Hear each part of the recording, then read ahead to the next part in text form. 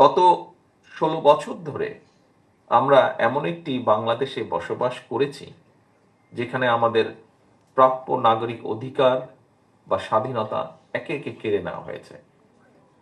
সমাজের প্রতিটি শ্রেণী ও পেশার মানুষ রাষ্ট্রীয় সহায়তা থেকে হয়েছেন বঞ্চিত, এবং আপনারাও তার ব্যতিক্রম নন। এর ফলে আপনাদের জীবনের মান উন্নয়ন প্রয়োজনীয় পদক্ষেপ গ্রহণ করা হয়নি, যা ব্যক্তিগতভাবে আমি অনুভব করি।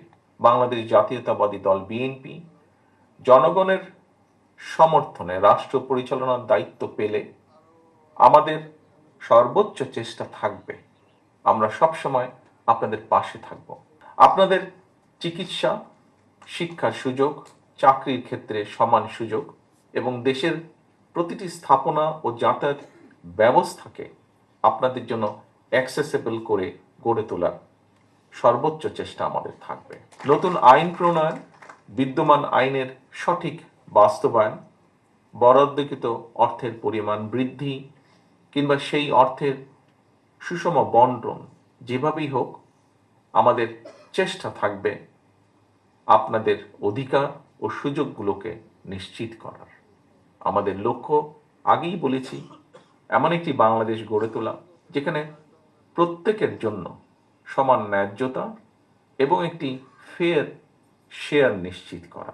আমরা একটি স্বতন্ত্র, যেটি আমাদের চিন্তার মধ্যে আছে, একটি স্বতন্ত্র অধিদপ্তর প্রতিষ্ঠা করার উদ্যোগ নেওয়া। তৎকালীন বিএনপি সরকার, দেশনেত্রী খালেদা জিয়ার সরকার, বাংলাদেশের রাষ্ট্রীয়ভাবে প্রতিবন্ধীদের ভাতা প্রদান শুরু করেন। যদিও পরবর্তী সেই সরকার সেই ভাতাকে দ্রব্যমূল্যের ঊর্ধ্বগতির সাথে সামঞ্জস্য না রেখে শুধুমাত্র তাদের দলীয় কর্মীদের মাঝেই বিতরণ করে লুটপাট করে নিয়েছে।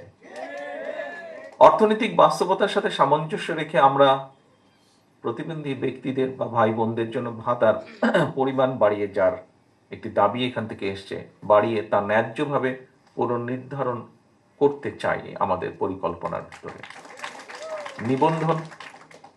নিবন্ধন প্রক্রিয়াকে সহজ ও স্বচ্ছ করার লক্ষ্যে আমরা সমাজ কল্যাণ, স্বাস্থ্য, প্রাথমিক ও গণশিক্ষা মন্ত্রণালয়ের মধ্যে সমন্বিত উদ্যোগ গ্রহণ করতে চাই, যাতে একজন প্রতিবন্ধী ব্যক্তি সামাজিক সুবিধা থেকে না বাদ পড়েন।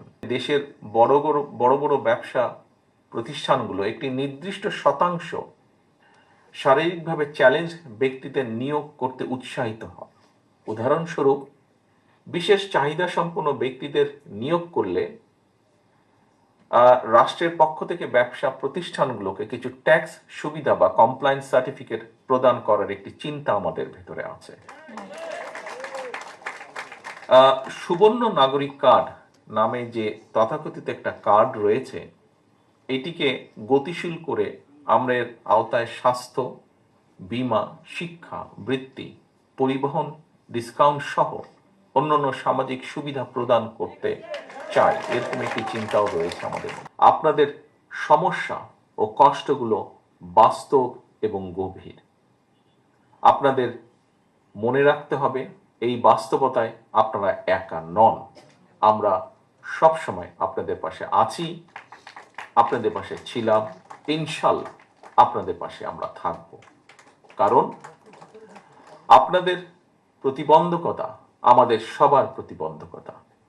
আমি ব্যক্তিগতভাবে বিশ্বাস করি, আমরা সকলে বিশ্বাস করি, আপনাদের পেছনে রেখে আমরা কখনো এগিয়ে যেতে পারবো না, আর এগোতেও আমরা চাই না। আমরা সবাই মিলে একসাথে যে গণতান্ত্রিক বাংলাদেশ গড়ে তুলব, সেটি হবে সবার জন্য ফেয়ার, সবার জন্য ইনক্লুসিভ, সবার জন্য বসবাসযোগ্য এবং সবার জন্য উপভোগ্য যেন হয়। আসুন আমরা সবাই মিলে একটি গণতান্ত্রিক বাংলাদেশ গড়ে তুলি, যার ভিত্তি হবে বৈষম্যহীন, অন্তর্ভুক্তিমূলক এবং উদার তান্ত্রিক সমাজ নির্মাণ।